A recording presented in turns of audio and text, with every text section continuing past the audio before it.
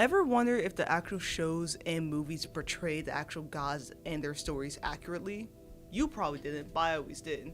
And what better person than to learn this from than a guy who studied these stories like it's his religion. And today we're going to be reviewing Knights of the Zodiacs. It sucked. And I actually have the whole description about the movie over here on Google, so let's see what Google says. When a headstrong street orphan unwillingly taps into hidden power, he discovers he might be the only person alive who can protect a recanting goddess who was sent to watch over humanity. No, it wasn't. Yet the actual story about the movie that was shown, at the end it left me with so many questions. Because let me give you a paint down of how the goddess Athena was painted as. She was painted as a bloodthirsty goddess who could destroy humanity with a single touch if she wanted to. And somehow she resorted back to a baby. To what reason known, I don't know. And when she was a baby, she was protected by some god. I don't even know how to touch upon that, because the way how this show was written was that the projector looked at an actual Greek mythology story, saw a goddess of war, and went, we got that one. Roll a whole movie about that one. Now, with new information I found, I didn't find that at all. Now, the actual budget of the movie was about $6 million. 6 million. 60. What he said, 60. $6 million, $60 million. Now, how bad it did in the box office, it produced about $6 million in actual revenue.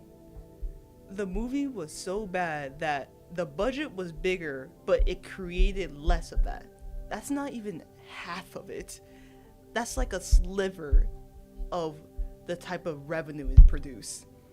And once when we got a semi-good understanding about why Athena is no longer the all-powerful goddess, we go into our main character.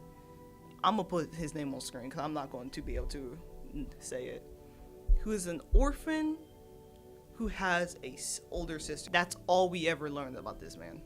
We don't know where he was born at. We don't know how was he the orphan. We don't even know what happened to his parents and why they're no longer in the picture. When he unlocked his cosmos, actually not even his own, he unlocked his sister cosmos, and she ended up getting kidnapped for it. What? But yet, he does the thing that every human does, apparently, once when we unlocked a godly power. He get kidnapped to a mansion on an island to escape bad guy that he was getting shot at. He meet the goddess that he's supposed to protect and learn like his life purpose. And then he has romantic tension with the goddess that he's supposed to protect. That doesn't happen to you?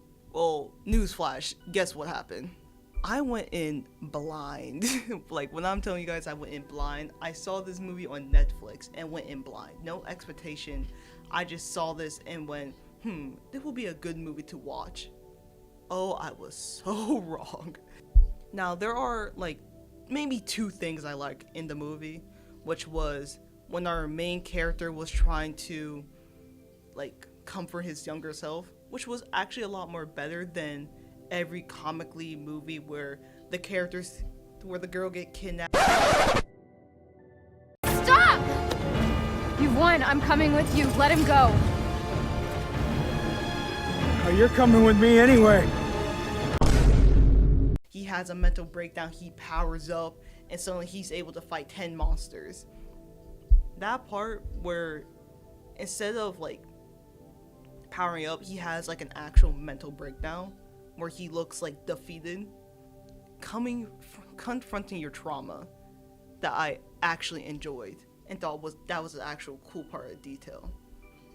The second thing I like is the cosmos topic, because it also, the cosmos and the way how they talk about it, it is very close to spirituality, but also 5 feet back at the same time. Because talk about spirituality, lining yourself up with the universe so you can unlock power, and keeping your mind clear so the suit or your armor doesn't reject you, which is actually kind of like spirituality and Hellenism. But the overall movie, it gets a 1 star, a 1 out of 5, because like I said at the beginning of the movie, the projector looked at an actual Greek mythology story, saw a goddess of war, and went, we got that one. Roll a whole movie about that one. Because some parts, like, some of the characters will be like, oh, this is the goddess of wisdom. The characters would just be like, actually, goddess of war. No.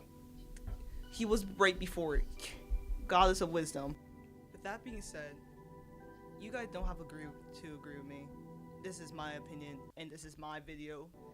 But if you guys agree or disagree, or even saw the movie, make sure to drop a comment below to tell me what you think if you agree with me.